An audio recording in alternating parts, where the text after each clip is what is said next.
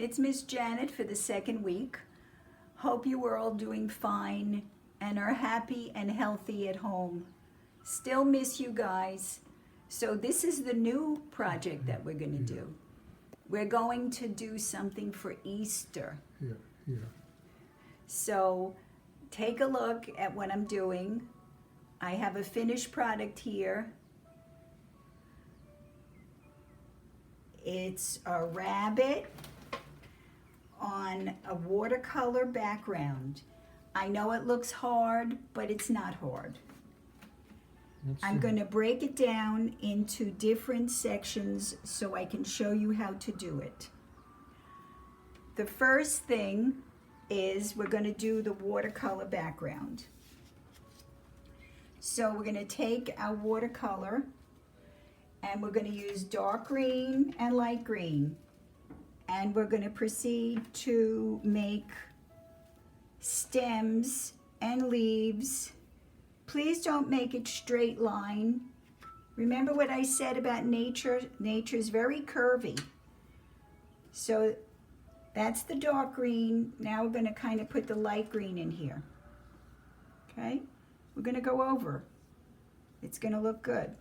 I want it very loose and very free. I don't want any tight stems. So now we're going to do the flowers. The flowers, we're going to add a little water where we might put the flowers like this. And then we're going to take a color, say I want blue.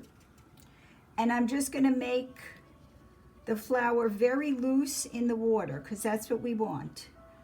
We want the flower to bleed. Remember I told you bleed means colors run into each other? That's what we want.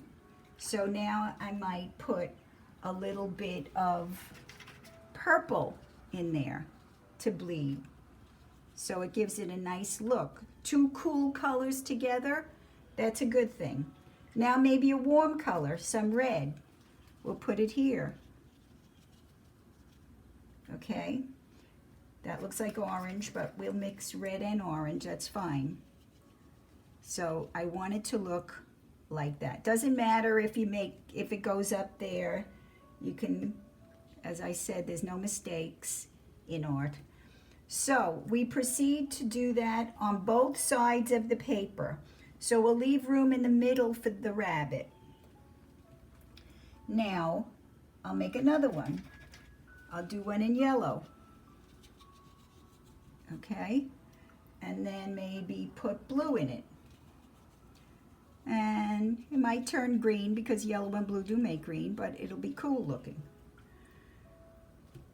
So, I'm going to take a little purple and I'm just going to make a little couple of swirls here.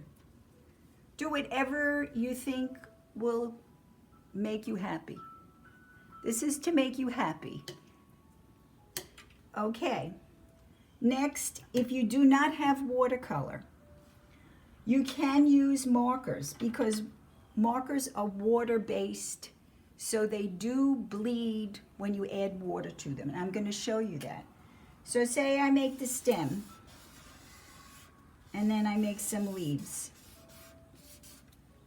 And in dark green, and then I get the light green and I do this.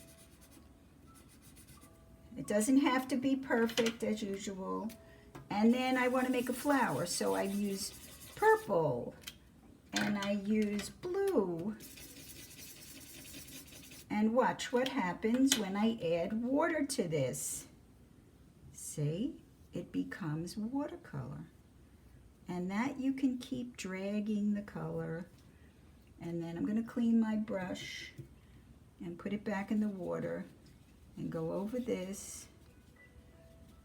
So there you go. So that's the flowers. That's going to be the floral background. You can also make flowers with the edge of the brush. Leave the brush the way it is and just tap. And then you get kind of a different looking flower. Okay? Not hard. Once you're finished with your flower background, we're going to dry it because it has to be completely dry, so we're going to put it on the side. Then we're going to go to the rabbit. I have here, which I'm going to send you, an outline of the rabbit. So you can print it out, and you could cut it out directly from the print and then work on this Sharpie hatching, which is like a lines, you make lines on the rabbit, like this. Doesn't have to be exact as usual. You can make them go cross hatching like this. You can go over it. Okay? I want you to do that over the whole rabbit. It might be tedious, which I told you what that word means. It means repetitive and sometimes a little boring sometimes, but it's very good for your focus and your concentration. So as you can see, I'm just doing it however I feel. Don't make it terribly dark. We don't want it black. So that's a little of that. Then I'm going to show you how to do the eye. Fill in the whole eye with black and leave a white portion of the eye, so it really looks like an eye. Go over the nose a little, make it a little heavier, because we want to make it look slightly different from all the lines that we're putting in here. Okay?